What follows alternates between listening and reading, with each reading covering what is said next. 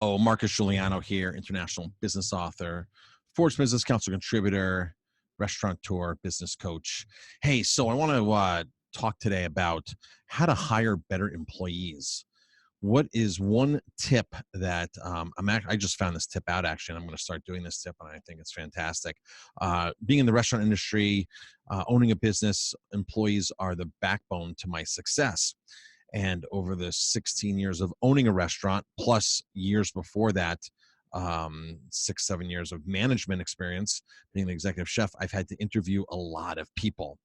And in the earlier years, I would interview people that when I was 24, 25 years old, that were 40 years old. And I was interviewing them to be my assistant, my sous chef to work under me. Now I'm 46 years old and I'm still interviewing people to work under me. Some of them are older, some of them are younger. But needless to say, I've seen a lot of resumes and I've seen a lot of people that can talk a fantastic game, an amazing game. So here's one way that you can start eliminating that. Now, there's a lot of things you can do throughout the interview process, like reference check, get them into work a day and see how they do. But sometimes you don't really find out if they're working a day until like a month in, 6 months in, if they can actually make something, execute something. They might have good knife skills. I've had people that are amazing prep cooks come in, buzz their way through it through an interview, but when it's time to actually cook something, make something taste good, that's a different story. Or when they're on the line and it's their station or organizational skills, things like that. So there's a lot of things that go into actually hiring good employees. And the one thing is definitely you have to keep training and training and training and training and training and training. And did I mention you have to train? But here's the one tip that can save you some headaches. One simple tip: when they fill out a interview, when they fill out an application, they're going to hand you their resume. They're going to fill out an application. Give them a quiz. If they have a great resume and they've been a line cook for 16 years and this and that, or they've been this, they're a bartender for, actually give them a small quiz and find out where they're actually at.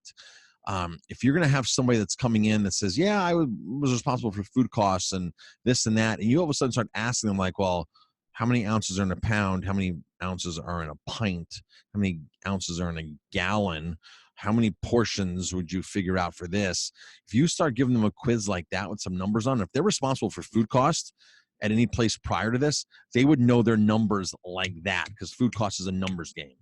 Find out if they know how to make, a hollandaise sauce on paper. Now to make it, of course, in person is totally different. Believe me, I've hired some amazingly, quote unquote, amazingly qualified line cooks via paper, via their resume.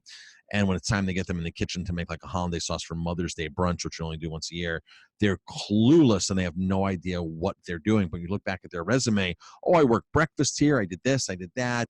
15 years experience in the field, this and that.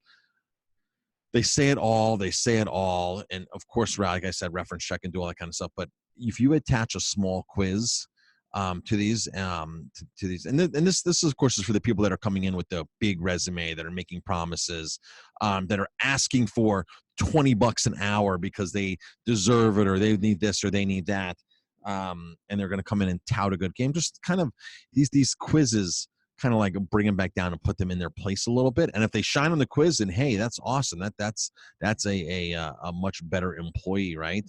But a small quiz, if they're a bartender, ask them what goes in a Negroni, ask them what goes in an old fashioned, ask them what goes into a Cosmo, ask them, the difference between, a bitter, like an Angostura bitter versus a bitters like an Amaro bitters. Ask them questions like that. Ask them, if somebody wants a corn-based whiskey, would they want bourbon, or would they want rye, or would they want whiskey? And you can hope that they can answer simple questions like that, because these are questions that are actually going to come up while they're working for you in your establishment. So attach a small quiz. Don't make it too super difficult, but you can kind of see where they're at and where they're coming from.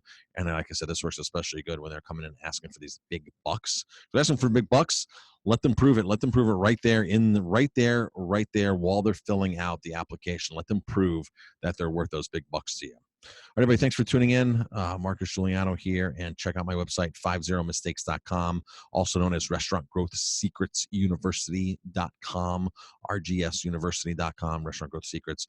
Tons and tons of free training on there for restaurateurs to help you grow your business. Actually, it's a lot of stuff there to we call growth secrets, restaurant growth secrets. So go check out 50mistakes.com, log on, start going through some of the tutorial videos there, and reach out and schedule an appointment with me, and let's talk on the phone.